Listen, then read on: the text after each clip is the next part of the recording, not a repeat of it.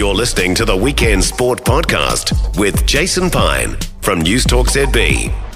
All Blacks midfielder Jordie Barrett has re-signed with New Zealand Rugby, the Hurricanes and Taranaki until 2028. Jordie Barrett's pleading for it on the right wing touchline side. Now Mo'unga, way right, Will Jordan carves through, ball on the right, Jordie Barrett the winner! 39-37 with time up, the All Blacks, and Barrett stands up and wins it for the All Blacks. So this deal includes a 6-month sabbatical with Irish club Leinster. That'll be taken up after this year's Northern Hemisphere tour. Jordie Barrett, the first All Black to commit beyond the next Rugby World Cup in 2027. Jordie Barrett is with us. Jordie, thanks for popping in for a chat. Tell us how this all came about, in particular the sabbatical part of it that you'll take up with Leinster. Yeah, hey, Bonnie. It's quite an interesting one, really. I think my eyes for the sabbatical were only ever really heading towards Japan and having a wee stint there. But then I guess Leinster put an offer forward, and basically just the prestige of their club and what they've done in the past and what direction they're heading in the future really stuck out and excited me. So, yeah, it was an offer I dived a wee bit deeper into, and got to the end of it and managed to land a deal with them, so I'm bloody excited. Just expand a bit on that for us. What is it about Leinster and playing in Ireland that was attractive to you? Yeah, well, they have most of the Irish team, which helps. They're a bloody good side, and Leo Cullen and great coaches, Jacques Ninaba, Tyler Blindale from the Hurricanes is just joining them now. So, I think also going up in the sort of the timing of my career, I'll be 27 going 28 at the end of the year. I just feel like I should be playing some of my best rugby there, and the challenge of playing Champions Cup and URC finals is something that I'd love to walk towards, and I feel like it'll grow my game. So more, I guess, as a development perspective, going into Ireland and a different team environment, culture, and just something new and a great new challenge. So all very positive things when I consider the option. When you start thinking about a sabbatical as part of your rugby journey, I guess we can call it, how keen were you to ensure that you grew your game during your sabbatical? Yeah, there's a bit of a balance with it. I mean, in the past, the sabbaticals have been in place for All Blacks that have played X amount of tests, and it was almost time just to re-energise, change up environment, just to come back and set yourself up better to play, to add longevity to your career, and to add value in the All Black jersey when you come back. And that was the forefront of my decision as well, but I just saw it as a great opportunity to go to a place where I believe I'll come back a better rugby player. So it's exciting. Absolutely. What's the exact time frame here? When will you join Leinster, and when will you come back to New Zealand? So I'll join Leinster after the Northern Tour this year, given I earn my way into the All Blacks and get selected.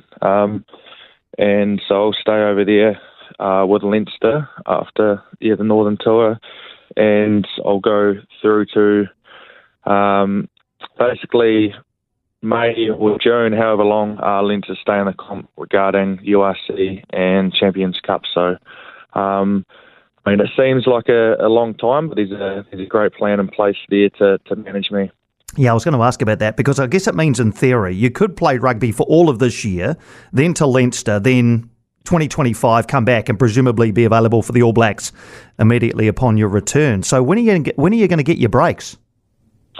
Yeah, given the nature of the competition in Europe and Six Nations, there's a big block of February and most of March where I won't be playing any rugby. So essentially that's going to be my big break, which is exciting. And but obviously it looks as though I'm just going rugby to rugby and there's no break there, but I'll be managed throughout the season. Obviously from a Leinster perspective, it doesn't look like I'm coming over and having plenty of weeks off. There'll be games there where I can have a week out. Ultimately, I think I'm playing, if Leinster make both finals and respective competitions, it's close to 16 games maximum. So, it's an exciting time. How much input did new All Blacks coach Scott Robertson have in signing this deal off? Yeah, Razor was sort of come in later on in the piece when I had really strong feelings about joining Leinster, and I got on the phone and chatted to him through my reasonings and basically why I wanted to go to Leinster and how it was going to set me up for the rest of my career and ideally for the next World Cup cycle. And Rose was really good and really understanding, and he saw it through my eyes. And it was just a tricky little period because not many players go to Europe for their sabbatical. I think DC might have been the last one when he went to Perpignan. It was just a different sort of discussion, but I'm very, very grateful that Razor and NZR have, I guess, agreed and put a plan in place for me, which is really exciting and something to look forward to. Obviously, you're a professional sports person. There are financial considerations here as well. When you're looking at these options, Jordie, how much does the financial side of things factor into your thinking? Yeah, it's certainly a serious component, and for different individuals, that can be at the top of the tree or somewhere else a little bit down. But I put, I guess, my development and my experiences and I guess my thinking of trying to come back and be a better rugby player and a better All Black and a better Hurricane right at the top of that tree, and that took priority over all the other, I guess, options I had. So I'm really content with my decision and can't wait to get on with it. You talked about Japan there as well, and that has become a destination. The likes of your brother Bowden, Artie Sarvere's there, Sam Cane, all in Japan. They'll return in time for the Test season this year. Have you been given any sort of feedback? I'm sure you've spoken to your brother, but the other two as well, on how ready they'll be when they return to go into Test rugby? Yeah, I think Japan's obviously very desirable, and it's. Speaking to my brother and other boys over there, it's actually a tough competition.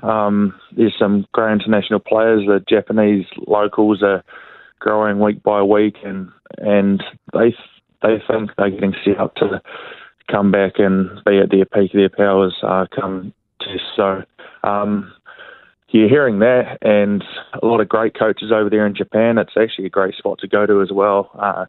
I was just lucky enough that Leinster gave me an opportunity that I didn't really expect, and I took it. So it's still definitely an option going forward. For other boys, and it's a great place to play rugby there too.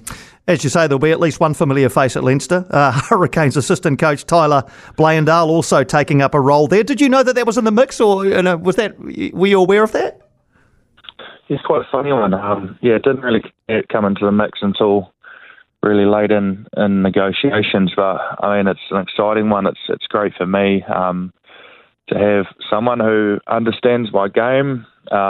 He's a great young coach with a ceiling that is so high. So it's going to be exciting having Tyler over there, and I think it's a positive as well. We can be a link between New Zealand rugby and myself, and make sure that I get all I can out of this experience in Leinster and come back a better rugby player. The buzz this has created up in Ireland is massive. You may not have picked up on this, but the social media posts around your signing have garnered hundreds of thousands, over 1 million views in some cases. Do you feel any pressure, any expectation to perform once you get there? No, there's always going to be pressure and expectation, particularly given that I've gone and knockout games in recent times. But they're a very successful club, and in some ways they're going to be expected to win and go very well, and that's actually exciting. So, it's going to set me up nicely, and can't wait to get over there and reconnect with some old family friends from our experiences moving over there as a family when I was 3 or 4 years old, and yeah, it's just something really positive to look forward to. Yeah, absolutely. And the wider part of this is you've signed with New Zealand Rugby through until 2028. No other player is signed with New Zealand Rugby for that long. Were you particularly keen, Jordie, to have that length of deal, to have it beyond the next Rugby World Cup? Yeah, I was very keen. Obviously, I'm loving my time in New Zealand. It's an exciting period going forward, and carrying a little bit of hurt from the World Cup as well, and it's motivating me and a lot of other boys to have a really good few years and set ourselves up and hopefully go one better in a few years' time. But yeah, it's an interesting transition, new coaches, a lot of new players, but I think it's an exciting time for New Zealand Rugby, and it's one I wanted to be part of, and yeah, evidently with me signing through to be on the next World Cup. Yeah, and I don't know whether this comes into it, but 2029, the British and Irish Lions are back here in New Zealand. Is that something that may be on your horizon as well? Yeah, for sure, if the body can hold up. But yeah, I was green and keen and got a taste of playing the British and Irish Lions at a really young age, and it's something that was an unbelievable experience. So I'd love to ultimately have the opportunity if my body and form allows me to. So yeah, some great things on the horizon with New Zealand Rugby, and I'm loving my time with the Hurricanes, and yeah, it's a club or franchise that means a lot to me, and yeah, can't wait to get back and play a good few years again with the Canes. Yeah, and well, let's just finish there on the current season. How much are you enjoying the Hurricanes run in 2024? Yeah, it's awesome. I guess for us, we're just going to try and keep this momentum, and it's not going to be perfect throughout the season. We've got a tough run coming up, and yeah, we keep everyone fit and healthy and happy, and yeah, who knows what can happen. But yeah, it's a great start. It's very pleasing, and yeah, big couple of weeks coming up. Who wrote the team song? Great question. It's a very good team song. I think the one that went up on social media, it was just a wee snippet. There's a little bit more to it that I think Hurricanes fans might be able to get to see in the near future, but it's a great galvanising team song, and it's awesome to sing after a win. Yeah, brilliant stuff.